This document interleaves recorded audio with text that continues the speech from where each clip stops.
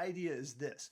What if there's a melody, whether it's a verse of a song, a chorus of a song, whatever, that just goes on a little bit longer than you think it would naturally? Just an extra measure or two. And I'll give you an example, but first let's talk about something that's pretty common in melody writing, the idea of an antecedent phrase and a consequent phrase. The idea that there are two halves to a melody and they're both symmetrical. They're about the same length. One of them is like a question and one of them is like an answer.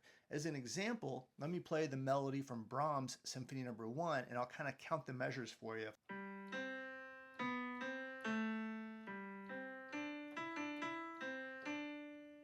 So there's 4 measures right there, the antecedent phrase. Now listen to the consequent phrase. It has mostly the same material, but it just ends more strongly. Instead of ending up in the air, it ends and lands like a question and an answer. But again, 4 measures, and here it is.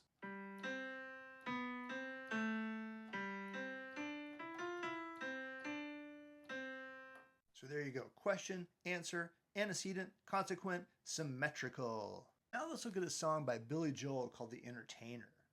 The verse of the song also has an antecedent and a consequent phrase. However, they are not symmetrical. The consequent phrase is longer. First, let's listen to the antecedent phrase and I'll count the measures. I am the entertainer, and I know just where I stand. Another serenader, and another long-haired band.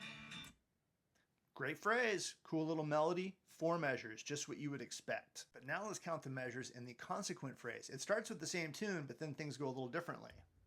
Today I am your champion. I may have won your hearts, but I know the game. You forget my name, and I won't be here in another year if I don't stay on the charts. So depending on how you count it or figure it, there's at least an extra measure, if not an extra measure and a half, of phrase in the consequent phrase. And it's so cool. It just makes the melody spin on a little longer than you thought it would. And it makes it sound familiar, but also different at the same time.